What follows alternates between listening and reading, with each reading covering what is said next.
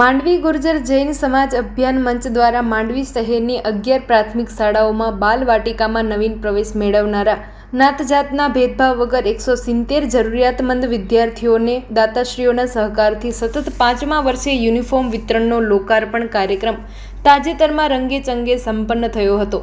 માંડવીની સોની બજારમાં આવેલા ત્રણગચ્છ જૈન સંઘના આંબા બજાર ઉપાશ્રયમાં રાષ્ટ્રપતિ એવોર્ડ વિજેતા દિનેશભાઈ મણીલાલ શાહના પ્રમુખપદે યોજાયેલા આ લોકાર્પણ કાર્યક્રમમાં નગરપાલિકાના સત્તાપક્ષના નેતા વિજયભાઈ ચૌહાણ, માંડવીના જૈન અગ્રણી સર્વશ્રી મયુરભાઈ શાહ, અશોકભાઈ શાહ, પુનિતભાઈ ભાછા, સંજયભાઈ મહેતા, મનસુખભાઈ શાહ તથા નગરપાલિકાના કાઉન્સિલર પારસભાઈ સંઘવી અને મલયભાઈ લાલન મંચસ્થ રહ્યા હતા.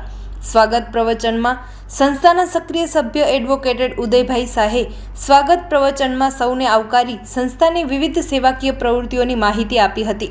સંસ્થાના અગ્રણી નરેશભાઈ શાહે કાર્યક્રમની વિગતો આપતા જણાવ્યું હતું કે સતત 5મા વર્ષે માંડવી શહેરની 11 જેટલી સરકારી પ્રાથમિક શાળાઓમાં બાલવાટિકામાં નવીન પ્રવેશ મેળવનારા 170 વિદ્યાર્થીઓને નાતજાતના ભેદભાવ વગર દાતા મનીષભાઈ શશિકાંતભાઈ મોરબિયા, માંડવી હાલે ભુજ, લક્ષ્મણભાઈ ભોગીલાલભાઈ સંઘવી પરિવાર, માંડવી હાલે વડોદરા તથા જિજ્ઞેશભાઈ પ્રભુલાલભાઈ શાહ પરિવાર, માંડવી હાલે વડોદરા તરફથી યુનિફોર્મનું કાપડ આપવાનો લોકાર્પણ કાર્યક્રમ યોજી રહ્યા છે.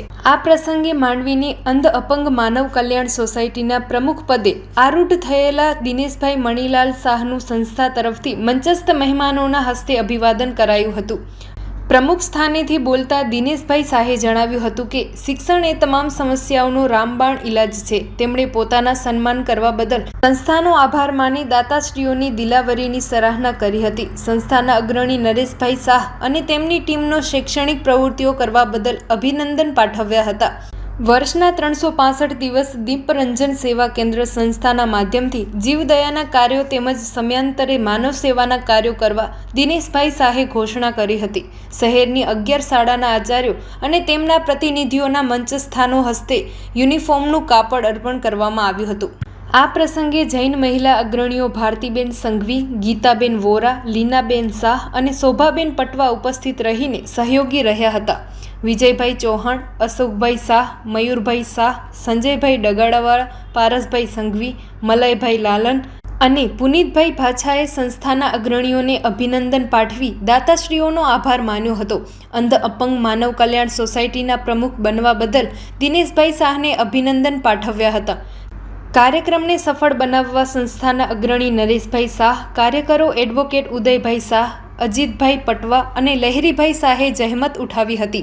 સમગ્ર કાર્યક્રમનું સંચાલન સંસ્થાના અગ્રણી નરેશભાઈ શાહે કર્યું હતું, જ્યારે લહેરીભાઈ શાહે આભાર દર્શન કરેલું હતું. Report by Amitbhai Bhanushali, Naliya, Abdasa, Kutch. દિનેશભાઈ શાહ, પ્રમુખ અંધ અપંગ માનવ કલ્યાણ સોસાયટી માંડવી, રાજ્ય, રાષ્ટ્રીય અને સમાજ રત્ન એવોર્ડ વિજેતા. આજે મારે જે ખાસ વાત કરવાની છે એ કરવાની છે કે શિક્ષણ એ તમામ સમસ્યાનો રામબાણ ઇલાજ છે. માંડવીની જે સંત આજે જૈન ગુર્જર સમાજ જાગૃતિ અભિયાન મંચ, જેના અગ્રણી નરેશભાઈ શાહ છે, એને શિક્ષણ ક્ષેત્રે ઘણા વર્ષોથી ખૂબ સુંદર કામ કરી રહ્યા છે. દાતાઓ તરફથી પણ એને પૂરતો સહયોગ મળી રહ્યો છે. માંડવીની સરકારી પ્રાથમિક શાળાઓ 11 જેટલી પ્રાથમિક શાળામાં બાલવાટિકામાં જે બાળકોએ પ્રવેશ મેળવ્યો છે એવા જરૂરતમંદ 170 બાળકોને નાત જાતના ભેદભાવ વગર એમને યુનિફોર્મ એટલે કે ગણવેશનું કાપડ આપવાનો લોકાર્પણનો કાર્યક્રમ હમણાં જ એમને ગોઠવ્યો હતો. અને એ આ જે કંઈ આ દાન મળ્યું અને યુનિફોર્મ આપી શકાયા એનો બધો યશ દાતાને પડી જાય છે. એના દાતાઓની વાત કરું તો મનીષભાઈ શશિકાંતભાઈ ખીમજીભાઈ મોરબિયા, જે મૂળ માંડવીના હતા અને હાલે રહે છે ભુજ, લક્ષ્મણભાઈ ભોગીભાઈ સંઘવી પરિવાર, જિજ્ઞેશભાઈ પ્રભુલાલભાઈ શાહ, આ બંને દાતા પણ મૂળ માંડવીના, અત્યારે વડોદરા રહે છે. આ નરેશભાઈની સાથે એમની ટીમમાં એડવોકેટ ઉદયભાઈ શાહ, અજીતભાઈ પટવા અને લહેરીભાઈ શાહ સતત ખભે ખભા મિલાવીને ખૂબ સહયોગ આપી રહ્યા છે. આજે કાર્યક્રમ રાખવામાં આવ્યો હતો એમાં નગરપાલિકાના સત્તાપક્ષના નેતા વિજયભાઈ ચૌહાણ, નવા કાઉન્સિલર ભાઈ શ્રી પારસભાઈ સંઘવી, મલાઈભાઈ લાલન હતા.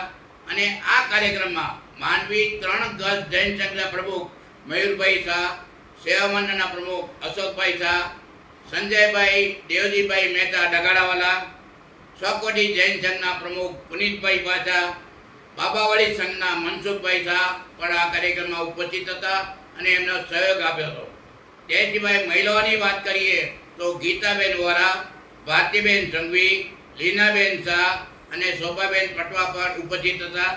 નરેશભાઈ અને એમની ટીમ ઘણા વર્ષોથી ખૂબ સેવાકીય પ્રવૃત્તિ કરી રહ્યા છે. એ ધાર્મિક પ્રવૃત્તિમાં પણ બહુ આગળ છે, સામાજિક પ્રવૃત્તિ પણ કરી રહ્યા છે. અને ખાસ કરીને જ્યારે હું શિક્ષણનો જોઉં છું ત્યારે એ શિક્ષણ ક્ષેત્રે ખૂબ સારી કામગીરી કરી રહ્યા છે. નરેશભાઈની ટીમને ખૂબ અનુમોદના પૂરી અનુમોદના કરું છું. વિધામ જય જિનેન્દ્ર.